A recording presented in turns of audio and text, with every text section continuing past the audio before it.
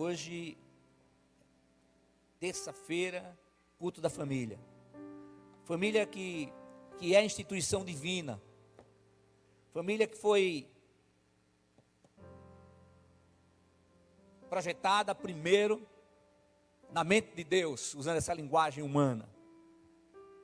E antes que todas as coisas existissem, Deus já nos conhecia.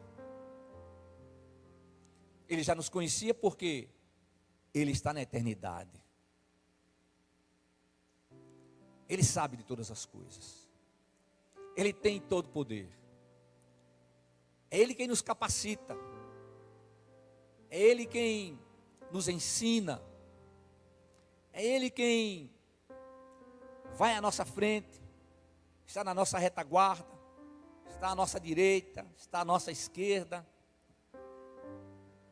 Esse Deus tremendo e maravilhoso, que nos dá a vida. Ah, como é bom viver. É claro, pastor, eu nunca experimentei morrer, graças a Deus. Mas viver é muito bom, porque nós podemos contemplar tudo aquilo que Deus preparou, tudo aquilo que Deus fez para nos dar. Nós vivemos numa guerra, batalhas espirituais, uma batalha atrás da outra. Mas uma coisa é certa, o Senhor já nos deu a vitória final. Amém?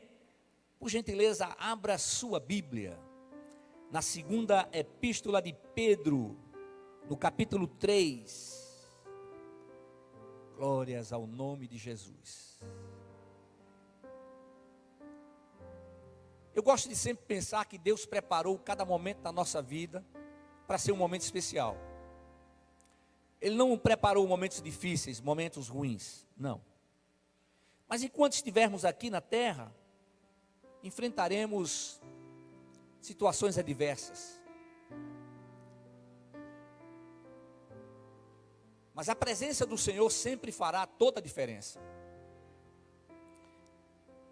E nós servimos a um Deus que tem promessas para nos dar. E Ele prometeu, Ele vai cumprir.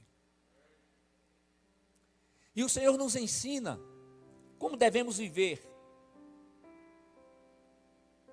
A sua palavra nos mostra que devemos viver para o louvor da sua glória. Viver para o louvor da glória de Deus. Significa colocar a nossa vida nas mãos dEle. E dizer, Senhor, não os meus planos, não os meus projetos, mas os teus planos e os teus projetos. Porque somente com os teus planos e os teus projetos, aí você está orando, eu serei feliz e serei ainda mais abençoado. Aí começa a pedir discernimento ao Senhor. Eu não sei o que é que você pode fazer com o som, ô Neto. Não sei se é o grave ou agudo, alguma coisa aí. E então, dizendo para o Senhor que quer que todos os planos e projetos dele sejam realizados na vida. Porque essa é a única maneira de verdadeiramente sermos felizes, termos paz, sermos abençoados e abençoadores. Amém? A promessa do Senhor. 2 de Pedro, capítulo 3, a partir do versículo 8. Diz assim: Mas amados, não ignoreis uma coisa, que um dia para o Senhor é como 1000 anos, e 1000 anos como um dia. O Senhor não retarda a sua promessa, ainda que alguns a tenham por tardia. Ele é longânimo para convosco, não querendo que ninguém se perca, senão que todos venham a arrepender-se. Mas o dia do Senhor virá como um ladrão.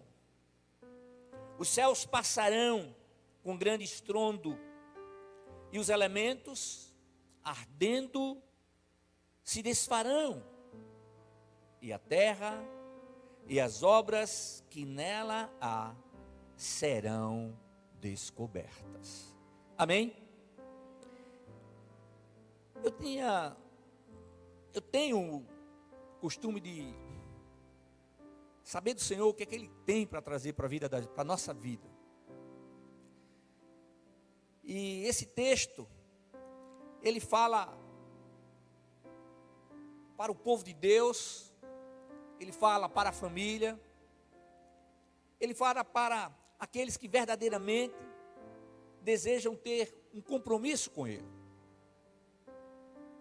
E nós estamos vivendo dias onde nós podemos ver claramente, não somente o cumprimento das promessas do Senhor que já aconteceram, mas também cumprimento de promessas que ainda estão sendo preparadas, estão acontecendo.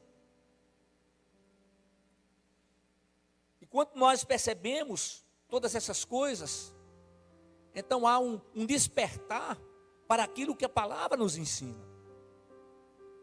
E nesse texto, o apóstolo Pedro faz referência ao Salmo 90, no versículo 4, que diz assim: pois 1000 anos aos teus olhos são como o dia de ontem que se foi, e como a vigília da noite. E aqui, irmãos, nesse texto fica clara a diferença entre o nosso tempo e o tempo de Deus. Como nós fomos criados à imagem e semelhança de Deus, Ele nos deu o poder de escolha, conhecimento, a inteligência, e tudo aquilo que Ele deu para o homem, Ele não toma de volta. E é importante sempre ressaltar que o Senhor, Ele nos dá todas as condições para que possamos conhecê-lo. Por isso Ele se apresentou ao ser humano. O plano de salvação foi preparado muito antes de tudo ser criado. E eu sempre tenho procurado ressaltar com os irmãos, enfatizar com os irmãos, que em virtude da sua eternidade, Deus não é surpreendido por absolutamente nada.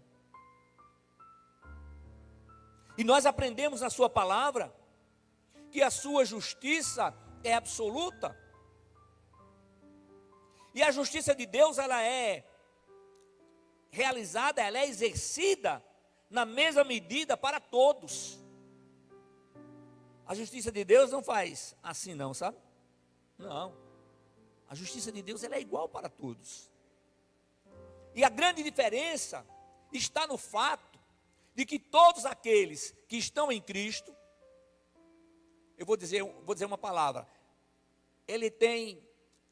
todos aqueles que estão em Cristo recebem promessas especiais. Por exemplo, somente quem está em Cristo, conforme o Evangelho de João, lá no capítulo 14, passa a ser templo do Espírito Santo. E ele garante aquele que está nele, que está em Cristo, de que permanecerá com ele todos os dias, até a consumação dos séculos. Ele nos garante na sua palavra, que aqueles que estão em Cristo, reinarão com Ele eternamente. E é bom a gente sempre ressaltar, que isso aí não será o resultado de um esforço individual, mas é o resultado da fé, é o resultado daquele que crê. Lá em Gálatas, no capítulo 5, versículo 17, o apóstolo Paulo faz a seguinte afirmação: porque a carne luta contra o espírito. E você vai ver que espírito aí está com E maiúsculo. Então o que é? É o Espírito de Deus. Então ele vai, porque a carne luta contra o Espírito e o Espírito contra a carne. Aí ele diz assim: eles se opõem um ao outro, de modo que não conseguis fazer o que quereis. O que é que ele está dizendo? Há uma luta onde a vontade do homem vai de encontro aos propósitos de Deus, para que o ser humano viva bem e viva com Ele eternamente. E essa luta, ela é uma luta contínua. Podemos até dizer que é uma luta crescente. E o Senhor vai nos fortalecendo na sua palavra. E diante das adversidades, das aflições da vida, Ele vai nos ensinando que precisamos confiar ainda mais nele. E aí, em Cristo Jesus, sendo o templo do Espírito Santo, nós não conseguimos mais falar da maneira que falávamos antes. Não conseguimos mais agir da maneira que agíamos antes. Não conseguimos mais pensar como antes. Nós passamos a procurar agir conforme os princípios contidos nas Sagradas Escrituras, porque experimentamos da verdadeira paz, que só quem dá é Jesus. Queremos viver sob a direção do Espírito Santo, porque aprendemos que quando estamos sob a sua direção, nós temos paz.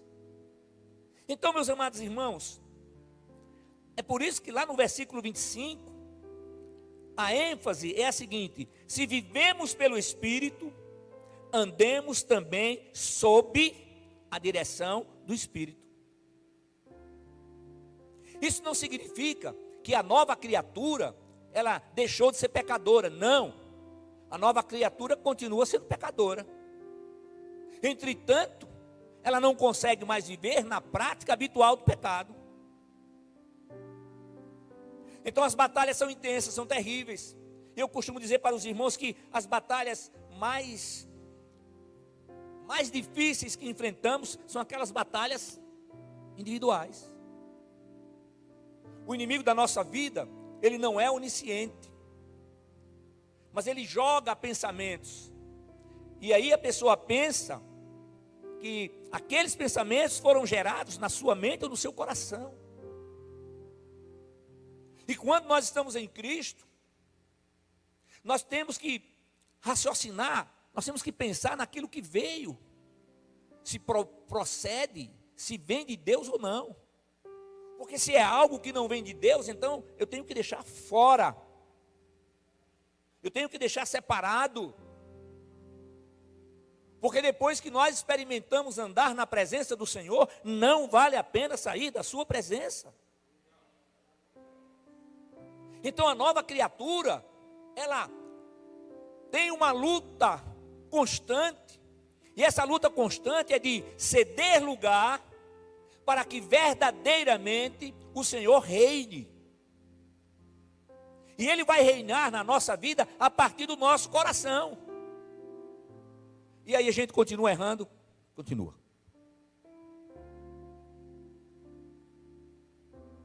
Mas Ele vai nos ensinando, Ele vai nos mostrando, nós vamos aprendendo, nós vamos clamando a Ele, nós vamos declarando que, Senhor, sem o Senhor eu não posso fazer nada, eu não tenho conhecimento algum, eu não posso nada, Senhor.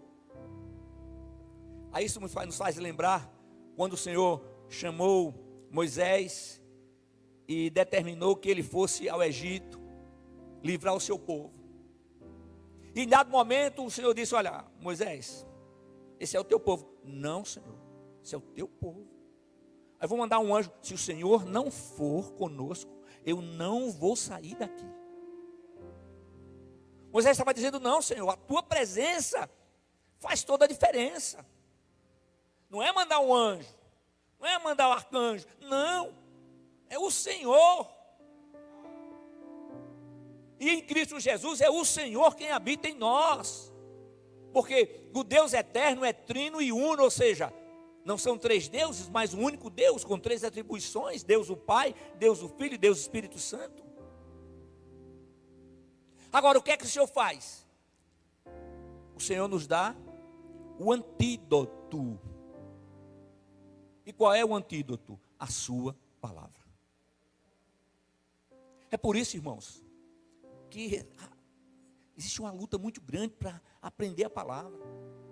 Você tem Bíblias hoje que você põe aí no seu telefone, você liga e você vai ouvindo a palavra, você vai declarando a palavra. E o que é que Jesus fez? Ele nos dá o exemplo prático. Ele nos dá o exemplo prático de tudo o que aconteceu com ele aqui na terra. Quando ele foi levado pelo Espírito para o deserto, para ser tentado por Satanás. E ali ele passou 40 dias e 40 noites em jejum. Ele usou a palavra. E o Senhor está nos mostrando que a sua palavra é espada de dois gumes, ou seja, é arma de defesa e arma de ataque. Por quê? Porque na batalha espiritual, nós temos que usar armas espirituais. As armas que farão efeito nas batalhas espirituais, somente armas espirituais. E qual é a arma espiritual que a gente tem? A palavra. E nós estamos vivendo os últimos dias. E se não tivermos essa palavra escondida no coração para não pecar, como diz o Senhor, a situação vai se tornando mais difícil. Irmãos, o homem natural, ele não compreende a natureza eterna de Deus. O homem natural, ele não compreende da misericórdia de Deus. O homem natural não compreende da graça de Deus. E essa falta de compreensão do homem natural leva-o a buscar a Deus nas religiões. E quando a gente vai para a palavra, o Senhor Jesus diz: olha, pois o Senhor está atrás não de religiosos, mas de verdadeiros adoradores que o adorem em espírito e em verdade. O culto pode ser maravilhoso, a liturgia é impecável, mas se o culto não estiver sendo prestado de coração, você pode pular, gritar, balançar os braços, mas tem que ser coração. Se a palavra não incomodar, tem alguma coisa errada.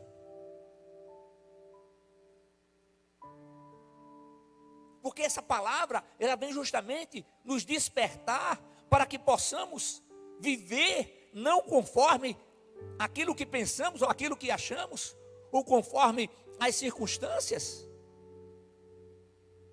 O nosso Deus está acima de toda a circunstância, aleluia. Aí então, o homem natural, ele coloca na sua mente que para viver eternamente na presença do Senhor, ele tem que fazer alguma coisa. Isso não é possível. É possível sim, porque a salvação não é comprada. É pela graça que nós somos salvos, por meio da fé. E aí então o homem natural, ele quer fazer alguma coisa para conquistar a vida eterna com Deus, então ele vai o quê? Apresentar sacrifícios ao Senhor. Como se esse sacrifício tivesse alguma coisa. Sacrifícios que não são aceitos pelo Senhor. Como é que o senhor sabe disso? Porque a Bíblia diz. Agora, porque todo sacrifício para a salvação, ele foi realizado por Jesus Cristo. Tudo que precisava ser feito, ele fez. Ele teve poder, ele tem poder e ele ressuscitou os mortos. E ele ressuscitou ao terceiro dia, aleluia. Então, quando nós olhamos para a criação, nós olhamos e vemos o que Deus fez, o que Deus criou. E tudo que Deus fez foi muito bom. Mas então, se Deus sabia que o primeiro Adão iria cair, por que Ele nos criou? Por amor. Porque mesmo sendo feito do barro, nós estamos mostrando no reino espiritual que podemos louvar, adorar e exaltar ao nome do Deus eterno, aquele que criou todas as coisas, amém? Então, primeiro Adão foi o quê? Alma vivente. E o último Adão, Jesus Cristo, Espírito vivificante. Aleluia. Então a promessa do Senhor é que seremos transformados. A promessa do Senhor é que Ele permanece conosco aqui. Mas chegará o momento em que a sua igreja será arrebatada. Aqueles que estão com Cristo, eles estão em espírito lá com o Senhor. E ao toque da trombeta, aqueles que estão com Cristo ressurgirão primeiro, e os que estiverem vivos serão imediatamente transformados. E o Espírito mostra ao apóstolo Paulo, e ele fala que isso vai levar um piscar de olhos. Não para fazer nada. Quanta coisa pode acontecer num piscar de olhos. E Ele está nos ensinando. Ele está nos mostrando. Sabe, meus amados irmãos, nós temos que entender, e nós precisamos, acima de entender, nós temos que aceitar por fé, de que o sacrifício de Jesus foi e é e continuará sendo eternamente mais do que suficiente para perdão de pecados. A verdade não é nossa, mas a verdade de Deus. E nós transmitimos a verdade de Deus em palavras e atitudes. E o Senhor nos ensina que é para amar o próximo. Amar ao próximo. O Senhor diz que é para amar os inimigos? Eita Jesus. Eita Deus. E diz que é para orar por aqueles que nos perseguem. Jesus da glória. Aí o que é que vem na nossa mente? Não está vendo que você não vai conseguir, rapaz, orar pelos seus inimigos?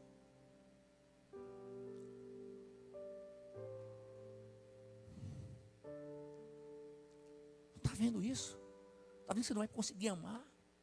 Você vai orar por aqueles que perseguem você? É verdade. Mas na presença do Senhor, na transformação que Ele faz na nossa vida, então nós tomamos posse da palavra. E aí a gente vai, a palavra, e o apóstolo diz: posso todas as coisas naquele que me fortalece. Aleluia. Então nenhum ser humano tem qualquer poder para perdoar pecados. Deus fez de seu Filho unigênito lá no Calvário. Deus fez do seu Filho unigênito pecado. E você sabe o restante do texto: para que nele sejamos feitos justiça de Deus. Sabe, meus amados, não nos esqueçamos de que a salvação é pela graça de Deus, por meio da fé. E isso jamais poderia vir do homem. Não existe sacrifício humano que possa conceder um único crédito diante de Deus. O senhor, pastor, o senhor tem crédito nisso? Não, pai. Não. Ao que muito é dado, muito é cobrado. É a graça de Deus. Essa graça que a gente não pode avaliar, essa graça é imensurável. Essa graça que é maior do que a vida. Quando Jesus estava ali, todos conhecem aquela história que flagraram uma mulher em adultério. Se ela foi flagrada, tinha que ser ela e o homem, porque a lei de Moisés dizia: o casal tem que ser apedrejado. E os caras então forjaram uma armadilha para aquela pobre mulher. Na hora mandam o homem embora e levam até Jesus. E eles estavam com as pedras nas mãos. E eles sabiam que se Jesus dissesse apedreja, a resposta deles seria: apedrejá-la, mestre. E o amor do que o Senhor tanto fala. Se Jesus dissesse, não apedreja, e a lei de Moisés. E aí Jesus dizia assim, olha, aquele que não tiver pecado, ele estava falando, não estava pegando do resto do pecado, falando do pecado que cometeram ali com aquela mulher. Atira a primeira pedra nessa mulher. E o texto bíblico diz que Jesus, em dado momento, levantou os olhos e disse, mulher, onde estão os teus acusadores? Eles não te condenaram, eu também não te condeno, agora vai e não peques mais. Que coisa tremenda. Aquele que não cometeu pecado algum, aquele que veio do Pai, o Deus que deixou a sua glória e a sua majestade e veio em forma humana, ele demonstra o seu amor, ele demonstra o seu poder. Sabe, Jesus veio para todos, e a sua determinação é que todos tenham conhecimento da verdade que liberta, mas ele não quer ninguém forçado. Você já pensou um casamento forçado? Pensou que situação terrível? Ele não quer que ninguém venha louvá-lo e adorá-lo apenas para que as pessoas vejam. Não interessa. O louvor e a adoração tem que fluir do coração. O coração pode estar quebrado, pode estar todo quebrado, mas chega diante do Senhor, se prostra diante do Senhor com sinceridade, e ele faz o quê? Ele recebe. Está louvando, está adorando, mas o cara é desentuado todo, a nota está na mão, ele está lá louvando, mas está louvando de coração, e o louvor dele está chegando diante do trono do Senhor, aleluia. Está tocando o instrumento com amor, dedicado aqui, e o Senhor está recebendo lá no seu trono da graça, aleluia. Então a sua determinação é que todos tenham conhecimento da verdade que liberta e voluntariamente abram o seu coração para que ele reine.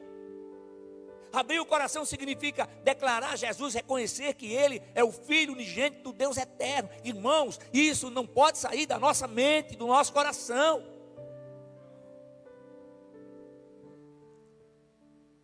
A gente tem a história de José.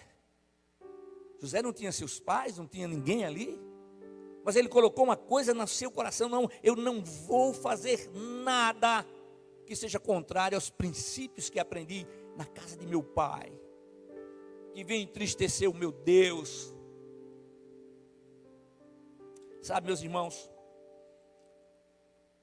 deixar de fazer, deixar ele fazer, cada um a sua morada, é uma determinação individual.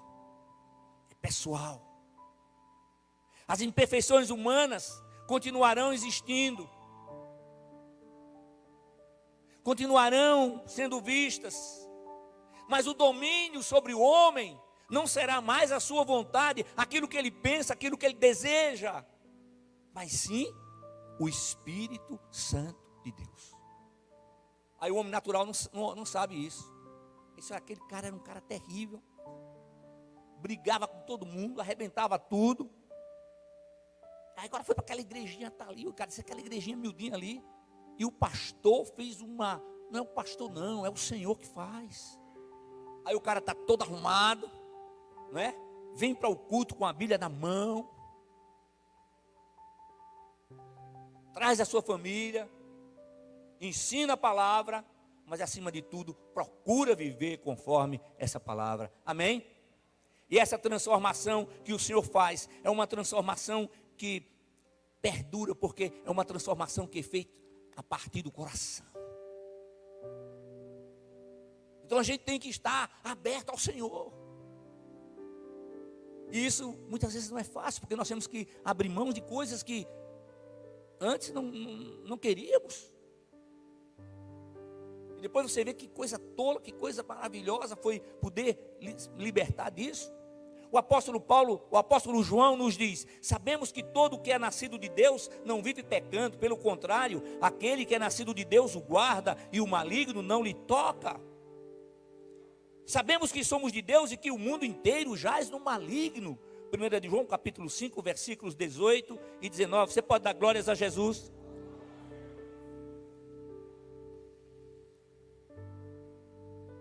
Então, meu querido irmão, querida irmã, a nossa atenção deve estar voltada para a palavra de Deus. Sabe por quê? Porque somente nessa palavra nós encontramos orientações exatas para que possamos viver de maneira agradável ao Senhor. E como é que a gente pode agradar a Deus? Através da fé. E como é que a fé é gerada? É gerada pela palavra. Aleluia. Ah, meus irmãos, deixa eu falar uma coisa para você. O Senhor está falando para uma jovem, uma mulher aqui. Está dizendo o seguinte para você: que a sua vida, ela não é preciosa. A sua vida é preciosíssima. Ele planejou uma vida de paz, uma vida de alegria para você. Ele não planejou para você uma vida de estresse, uma vida onde você não possa amar a vida que Deus lhe deu. E a liberdade em Deus é a liberdade de poder servi-lo, de poder honrá-lo de todo o coração. Então, sabe, meus amados irmãos, é assim que funciona. A palavra não é do homem, é de Deus. Então o louvor não é para o homem, é para Deus. O mérito não é do homem, é do Senhor. E quando nós aceitamos a Jesus Cristo, nós deixamos de ser do mundo. E mundo aqui não tem o sentido de pessoas, mas como o mundo que é corrupto, o mundo que faz tudo para enganar e para ganhar, tirando sempre vantagem. Então nós deixamos de ser do mundo e passamos a pertencer a Cristo. Então, minha jovem, você pertence a Cristo, aleluia. Meu irmão e minha irmã, você pertence a Cristo, aleluia, louvado seja o nome de Jesus. Então, todo aquele que anda no Espírito, não tem condição. Olha, irmãos, é o seguinte: o sujeito não pode andar no Espírito e ao mesmo tempo não satisfazer a concupiscência da carne. O cara é pregador, e daí? O cara é pastor, e daí? E daí? É para fazer as coisas conforme a palavra. Mas se você for colocar o seu olhar no homem, você não vai conseguir, porque não existe nenhum homem perfeito, senão Jesus Cristo, homem. Não existe nenhuma mulher perfeita. O cara vai procurar no casamento, eu procurei tanto, eu escolhi tanto. Você aqui escolheu tanto o quê? Uma mulher perfeita? Um homem perfeito? Não existe. Aí eu casei porque eu quero ser feliz. Então procure fazer a sua esposa feliz. Procure fazer o seu marido feliz. Irmãos, a vida passa muito rápida. Muito rápida. E diante de tudo que nós estamos vendo, irmãos, em nossos dias, o período de preparação da igreja, eu posso dizer que já está em fase final. Agora preste atenção a isso: ninguém sabe quando o arrebatamento poderá ocorrer. Ele poderá ocorrer a qualquer momento. Ninguém sabe quando será a segunda vinda. Eu fiz cálculos baseados em tal, nisso, e o arrebatamento deve ser no ano tal. Está repreendido em nome de Jesus, porque não vem do Senhor. Porque o Senhor não revela isso para ninguém. Não vem de Deus. A igreja tem que estar preparada. É como alguém que vai viajar, está com a mala pronta. Pastor, mas tem tanta coisa para fazer aqui. Eu digo, claro. E você vai fazer, sim.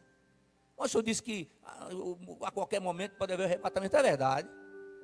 E como é que eu vou fazer? Vai viver conforme a palavra. Vai estudar sim. Vai estudar. Vai procurar aprender. Vai procurar ter uma vida melhor.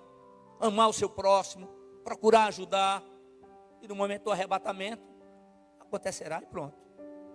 Amém? Agora, irmãos, vejam só, a necessidade de vigiar e de buscar a santificação, ela continua sendo cobrada por Deus. No início eu falei que a justiça de Deus, ela é igual para todos. Ele disse que sem a santificação ninguém verá a Deus. Não é a santificação segundo o conselho do mundo. Santificação segundo o conselho divino significa o seguinte: eu rejeito tudo aquilo que o mundo oferece e que é contrário aos princípios contidos nas Sagradas Escrituras.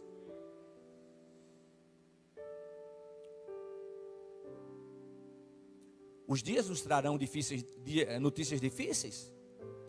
Lá no Evangelho de Mateus, Jesus disse: basta a cada dia o seu próprio mal, basta a cada dia a sua própria dificuldade.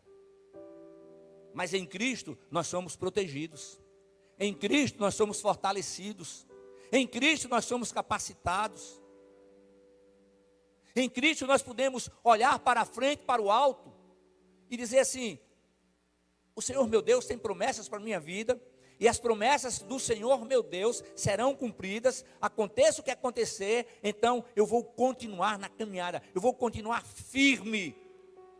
Jesus Cristo é o meu alvo, aleluia. Equipe de louvor.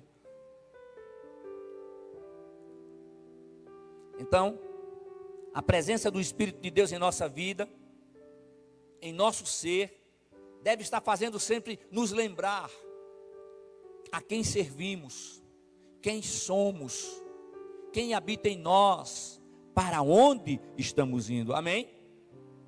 E o que é que o Senhor quer, e o que o Senhor deseja que tenhamos? Um compromisso de fidelidade com Ele, um compromisso de perseverança.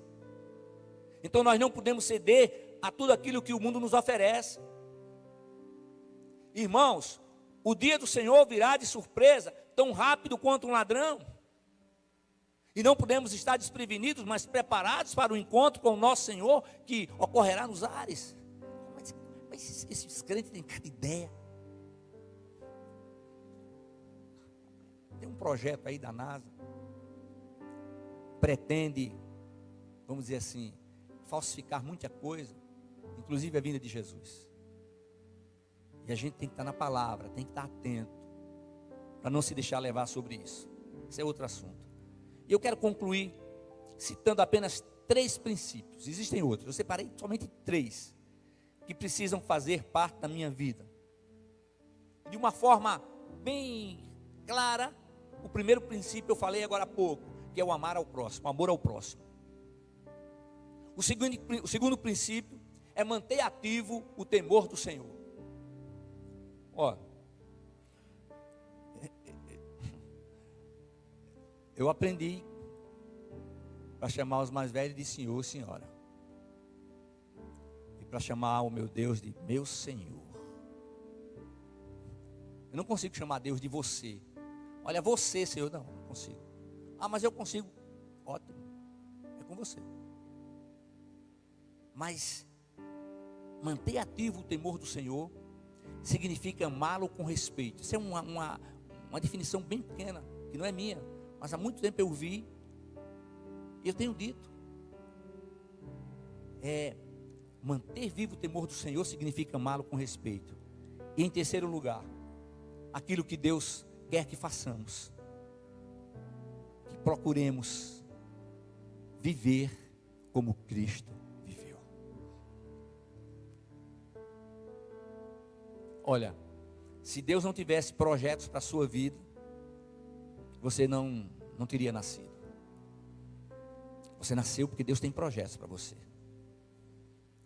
Agora, a vida de alguém que é mais do que vencedor não é uma vida fácil. O cara joga basquete, ele está lá. Joga voleibol, está lá, treinando. E assim por diante. O nosso treino na vida significa depender do Senhor e fazer com que a sua palavra seja cumprida em nossa vida. O dia do Senhor terá início no arrebatamento da igreja. Que todos sejamos preparados. Então hoje, agora, o Senhor opera em sua vida. Ele está preparado para fazer o melhor. E estar em Cristo, eu tenho dito aos irmãos, eu tenho sido bem claro, que estar em Cristo não significa estar isento de dificuldades. Eu estou em Cristo, então eu não vou passar por lutas, tribulações. Vai.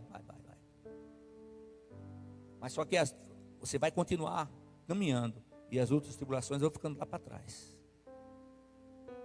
Então você não vai desistir da caminhada, mas você vai continuar, porque há promessas de Deus para aqueles que permaneçam fiéis a Ele, fiéis, diante de toda e qualquer circunstância. Amém? Fiquemos.